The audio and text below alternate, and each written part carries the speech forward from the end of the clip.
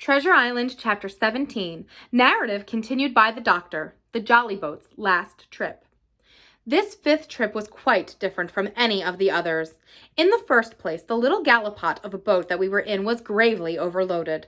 5 grown men, and 3 of them, Trelawney, Redruth, and the captain, over 6 feet high, was already more than she was meant to carry. Add to that the powder, pork, and bread bags. The gunwale was lipping astern. Several times we shipped a little water, and my breeches and the tails of my coat were all soaking wet before we had gone 100 yards. The captain made us trim the boat, and we got her to lie a little more evenly. All the same, we were afraid to breathe. In the second place, the ebb was now making a strong rippling current running westward through the basin, and then southward and seaward down the straits by which we had entered in the morning. Even the ripples were a danger to our overloaded craft, but the worst of it was that we were swept out of our true course and away from our proper landing place behind the point. If we let the current have its way, we should come ashore beside the gigs, where the pirates might appear at any moment. "I cannot keep her head for the stockade, sir," said I to the captain. I was steering while he and Redruth, 2 freshmen, were at the oars. "The tide keeps washing her down. Could you pull a little stronger?" "Not without swamping the boat," said he. "You must bear up, sir, if you please. Bear up until you see you're gaining." I tried and found by experiment that the tide kept sweeping us westward until I had laid her head due east, or just about right angles to the way we ought to go. "We'll never get ashore at this rate," said I. "If it's the only course that we can lie, sir, we must even lie it," returned the captain. "We must keep upstream. You see, sir," he went on, "if once we dropped to leeward of the landing place, it's hard to say where we should get ashore, besides the chance of being boarded by the gigs, whereas the way we go to the current must slacken, and then we can dodge back along the shore." "The current's less already, sir," said the man Gray, who was sitting in the foresheets. "You can ease her off a bit." "Thank you, my man," said I, quite as if nothing had happened, for we had all quietly made up our minds to treat him like one of ourselves. Suddenly the captain spoke up again, and I thought his voice was a little changed. "The gun," said he. "I have thought of that," said I, for I made sure he was thinking of a bombardment of the fort. "They could never get the gun ashore, and if they did, they could never haul it through the woods." "Look astern, Doctor," replied the captain. We had entirely forgotten the long 9, and there, to our horror, were the 5 rogues busy about her, getting off her jacket, as they pulled the stout tarpaulin cover off under which she sailed. Not only that, but it flashed into my mind at the same moment that the round shot and the powder for the gun had been left behind, and a stroke with an axe would put it all into the possession of that evil ones aboard. "Israel was Flint's gunner," said Gray hoarsely. At any rate, we put the boat's head direct for the landing place. By this time we had got so far out of the run of the current that we kept steerage way even at our necessarily gentle rate of rowing, and I could keep her steady for the goal. But the worst of it was that, with the course I now held, we turned our broadside instead of our stern to the Hispaniola and offered a target like a barn door. I could hear as well as see the brandy-faced rascal Israel Hands plumping down a round shot on the deck.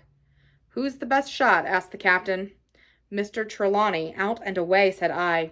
"Mr. Trelawney, will you please pick me off one of these men, sir? Hands, if possible," said the captain. Trelawney was cool as steel. He looked to the priming of his gun. "Now," cried the captain, "easy with that gun, sir, or you'll swamp the boat. All hands stand by to trim her when he aims." The squire raised his gun. The rowing ceased, and we leaned over to the side to keep the balance, and all was so nicely contrived that we did not ship a drop. They had the gun by this time slewed round upon the swivel, and Hans, who was at the muzzle with the rammer, was, in consequence, the most exposed. However, we had no luck, for just as Trelawney fired, down he stooped and the ball whistled over him, and it was one of the other 4 who fell. The cry he gave was echoed, not only by his companions on board, but by a great number of voices from the shore, and looking in that direction, I saw the other pirates trooping out from among the trees and tumbling into their places in the boats. "Here come the gigs, sir," said I. "Give way, then," cried the captain. "We mustn't mind if we swamp her now. If we can't get ashore, all's up." "Only one of the gigs is being manned, sir," I added, "the crew of the other most likely going round by shore to cut us off." "They'll have a hot run, sir," returned the captain. "Jack ashore, you know. It's not them I mind, it's the round shot. Carpet bowls. My lady's maid couldn't miss. Tell us, squire, when you see the match, and we'll hold the water." In the meanwhile, we had been making headway at a good pace for a boat so overloaded, and we had shipped but little water in the process. We were now close in 30 or 40 strokes, and we should beach her, for the ebb had already disclosed a narrow belt of sand below the clustering trees. The gig was no longer to be feared. The little point had already concealed it from our eyes. The ebb tide, which had so cruelly delayed us, was now making reparation and delaying our assailants. The one source of danger was the gun. "If I durst," said the captain, "I'd stop and pick off another man." But it was plain that they meant nothing should delay their shot. They had never so much as looked at their fallen comrade, though he was not dead, and I could see him trying to crawl away. "Ready!" cried the squire. "Hold!" cried the captain, quick as an echo, and he and Redruth backed with great heave that sent her stern bodily under water. The report fell in the same instant of time. This was the first that Jim heard, the sound of the squire's shot not having reached him. Where the ball passed, not one of us precisely knew, but I fancy it must have been over our heads, and that the wind of it may have contributed to our disaster. At any rate, the boat sank by the stern, quite gently in 3 feet of water, leaving the captain and myself facing each other on our feet. The other 3 took complete headers, came up again, drenched and bubbling. So far there was no great harm. No lives were lost, and we could wade ashore in safety. But there were on our stores at the bottom, and to make things worse, only 2 guns out of the 5 remained in a state for service. Mine I had snatched from my knees and held over my head by a sort of instinct. As for the captain, he had carried his over his shoulder by a bandolier, and like a wise man, lock uppermost. The other 3 had gone down with the boat. To add to our concern, we heard voices already drawing near us in the woods along shore, and we had not only the danger of being cut off from the stockade in our half-crippled state, but the fear before us whether, if Hunter and Joyce were attacked by half a dozen, they would have the sense and conduct to stand firm.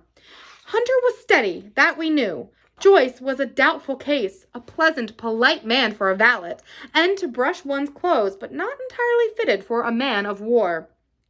With all this in our minds, we waded ashore as fast as we could, leaving behind us the poor jolly boat and a good half of all our powder and provisions.